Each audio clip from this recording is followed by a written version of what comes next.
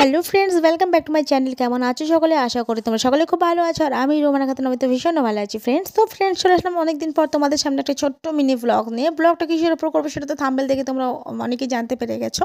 তো আজকে একটা মামার হচ্ছে বউ ভাত। মামার বিয়ে কালকে হয়ে গেছে। বিয়েতে আমি যেতে পারিনি, অনেক দূরের রাস্তা, বাসে উঠতে পারি না বলেই যেতে পারিনি। তাই আজকে ভাবলাম যে কালকের মানে এটা একবারে আজকে করে নেব, যেহেতু কালকে আমি যেতে পারিনি, সাজতে পারিনি। তাই আজকে বউ ভাতে একটু সুন্দর করে সেজে যাব। তো চলো গাইস, বেশি কথা না বাড়িয়ে আমি ভিডিওটা স্টার্ট করি।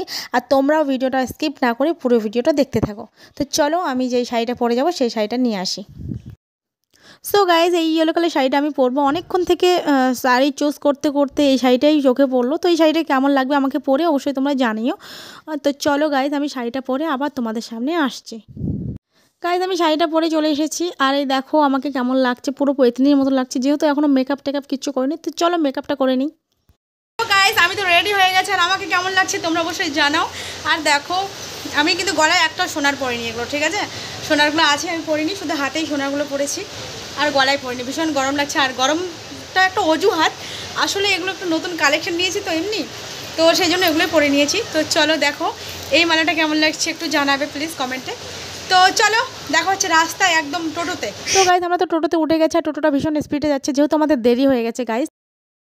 অ্যাট লাস্ট আমরা বিয়েবাড়িতে পৌঁছে গেছি এসে। আর বিয়েটা হচ্ছে লজে, নূর উৎসব ভবন লজটার নাম। আর এখানে হচ্ছে বিয়েটা, সরি বিয়ে কেন বারবার বলছি, বৌভাতটা এখানেই হচ্ছে। তো এখানে দেখো গাইজ কতটা ভিড়, এখানে তো জায়গা পাওয়া মুশকিল একদম।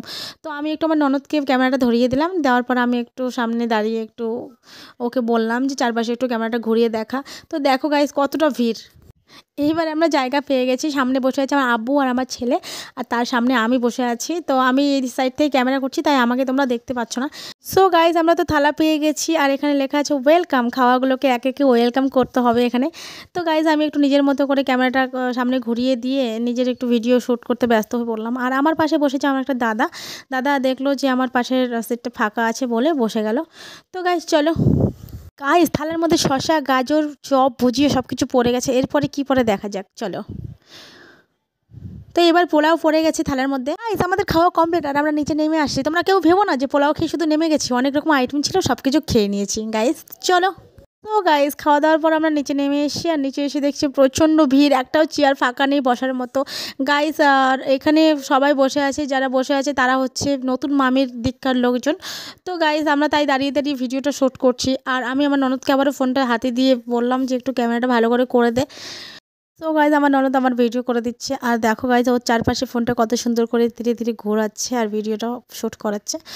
তো গাইজ, আমি না, আমার প্রচণ্ড হাসি পেলো, কারণ আমি ওখানে ভয়েসটা করছিলাম কিন্তু ভয়েসটা এখানে একটুকু বোঝা যাচ্ছিলো না গাইজ।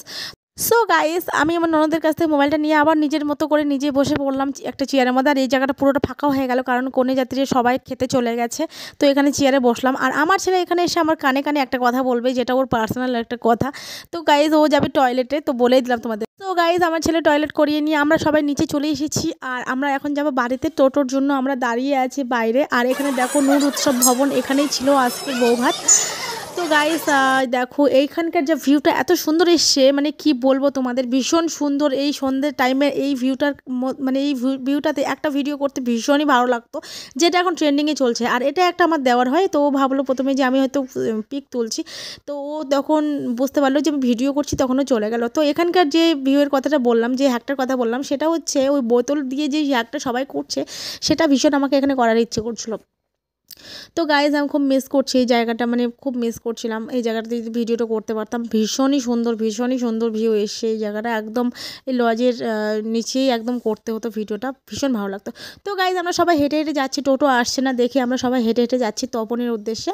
তো হেঁটে হেঁটে যাচ্ছি যখন, তো অন্ধকার হয়ে গেছে রাস্তা পুরো। আর এখানে একটা ছিল ধর্মকাটা, আর এখানে একটু আলো দেখতে পেয়ে আমি একটু ভিডিওটা আবার অন করলাম।